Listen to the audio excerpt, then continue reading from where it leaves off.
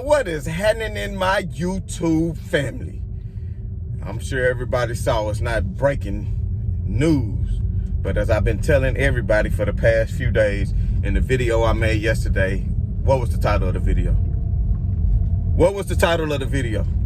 LaMarcus Aldridge signs to Brooklyn Nets equals Andre Drummond to the Los Angeles Lakers. Now, I don't know if any of y'all know about math or algebra or when you do an equation, but that right there is what you call an equation. And I'm not on here just to talk big shit to anybody or anything like that, but I'm here to talk a little shit.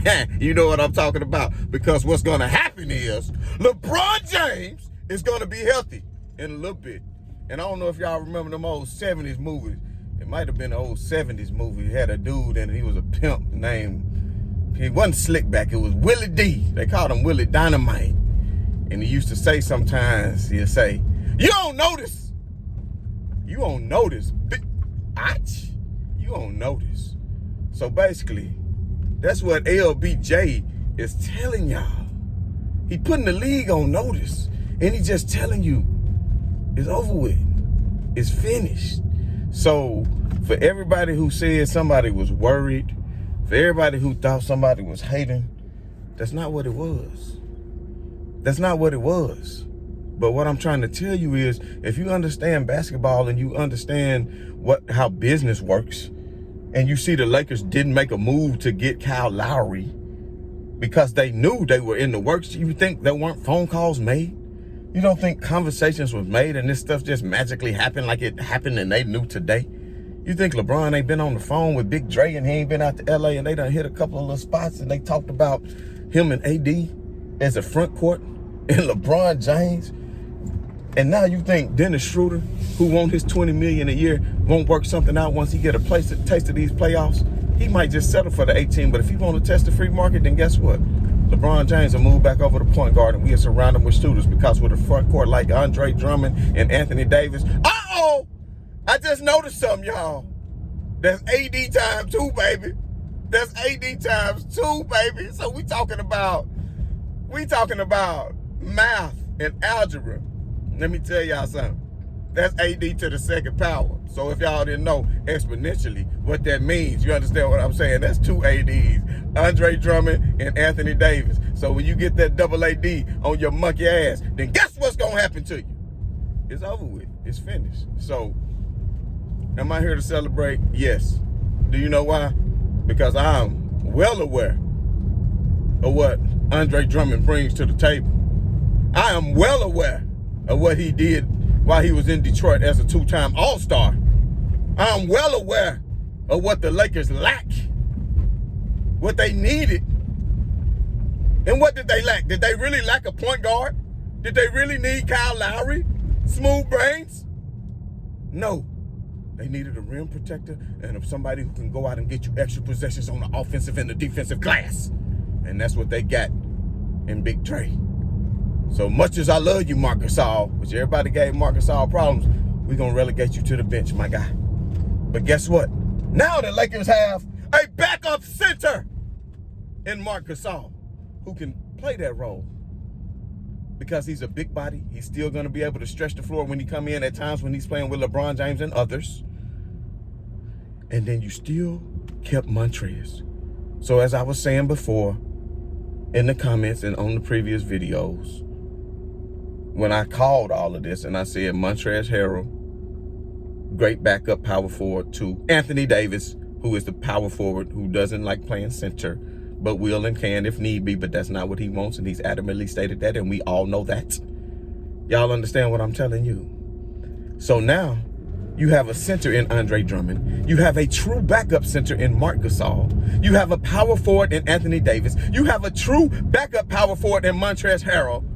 And actually, you can slide Trez into that starting lineup with Drummond for right now until the other team get healthy, and then you really be working with something. Because now you have a Marc Gasol to come off the bench and fill that void, that center, as you can spread the players out, and then you can go ahead and move that Morris boy over to the power forward on the bench spot. Do you understand what I'm telling you? Then you still got Caruso. You still got KCP.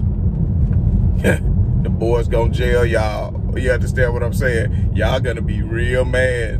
You signed all these players, and everybody talking all that noise like, oh man, what's up with all this traffic, bro? But everybody signed, man. Everybody signed. So they thought because you signed LaMarcus Aldridge that y'all done shivered me timbers. You thought it shivered me timber. What the hell y'all thought this was? I thought we told them. I thought we told them. We ain't never scared, baby. You understand what I'm telling you, Jack? We ain't never scared. So what I'm trying to tell y'all is the Lakers are more than formidable. And even without Anthony Davis, I'm just here to tell you something. That's the greatness of a one LeBron James. Because even let's say Anthony Davis doesn't come back fully healthy. Let's say they sit Anthony Davis for the rest of the season. Let's say Anthony Davis come back and he tweak his little heel or whatever again. Then you still got LeBron James. And all LeBron James need is a little bit of help. And I think Schroeder at point guard, if he plays consistently and the others play consistently, and then he still has a good front court in Andre Drummond, then he can still make it out of the West. I won't say necessarily could beat the Nets if the Nets do meet them, but I'm just saying you better recognize and respect the greatness of LeBron James. So now I don't think the Lakers have to rush either of their two stars back quickly. They're not going to have to rush either of their two stars back quickly because they just shored up their team with the presence of Andre Drummond. So for those of you who don't know, you better go do some research and understand who he is and what he's going to bring to the table. Now, we all know he's in the last year of his contract, and then in the offseason, there's going to have to be some things to be done.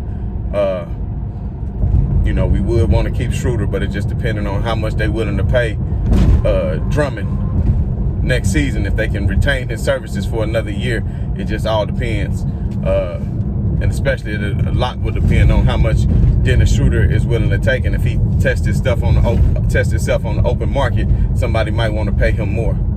And he did say he might want to test himself because he never really tested free agency. He's been traded around a lot. So maybe that's something that he may want to do. But maybe he'll see that in LA he can become a true star and win a ring. And then that'll silence all of that. He might even take less because he can make that up in 1 or 2 endorsements. Hell, he can make that up in local endorsements in LA. You put a ring on your finger, you'll be surprised what little dealerships might tell you to come be in your little commercial. You understand what I'm saying? What kind of deal you might get off anything, Dennis Schroeder. But guess what? We're not even going to worry about that because that's something that you can worry about next year. We're not going to worry about that because we only worried about this year. And as far as this year is concerned, I know Kevin Durant and Kyrie somewhere, they probably was sitting around playing tiddlywinks, KD and Kyrie was probably sitting around somewhere playing tiddlywinks, and they got the news. They got the news that Big Drake came to LA. So I don't know if they broke out the Kleenex or what, but whatever it is, they had to try to go get an army, better yet a Navy, to stop LeBron James. But they not going to be able to do it. And when that man said not 1, not 2, not 3, not 4, he meant it. And it might have meant it for Miami, but we don't give a damn. He's still going to get them. And once he gets 6 or 7, then I want everybody just to stop. And I don't want to hear nothing because if LeBron James is 6-6 in the finals and Jordan is 6-0, I don't want to hear none of that shit because if that's the case, then Joe Montana is greater than Tom Brady with his 4-0 record. You understand what I'm saying? So at the end of the day, that's not what we're going to debate about. But the main point of coming back on is to deliver the news for those of you who didn't get it, which I'm pretty sure everybody did. Like I said, I'm still out of town taking care of some business for the fam. So I really couldn't just, I'm maybe a little bit late on it, but nonetheless, if you're watching right now, you fall under the sound of my voice, just understand positive vibes to you. I want you to send your positive vibes to me, send positive vibes out to Laker Nation and to LeBron James, and that they all get health and strength to come back to recover soon. And then they're going to rain hell and tyranny on the NBA. And they're going to rain it on them. And when they make it rain, it ain't going to be that money. It's going to be that tyranny because they're going to make it rain down on them. And all these other teams, they're going to be singing like Justin Timberlake. You better cry damn river. And we don't care about your river. So, as always, this is your boy B New. I had to chime in on you. I could discuss some of the other games that went around on the association last night, but your boy for that to slide, get on the road, got to get the kids, the grandkids together. So right on to the real. Much love to the haters. and I'm out.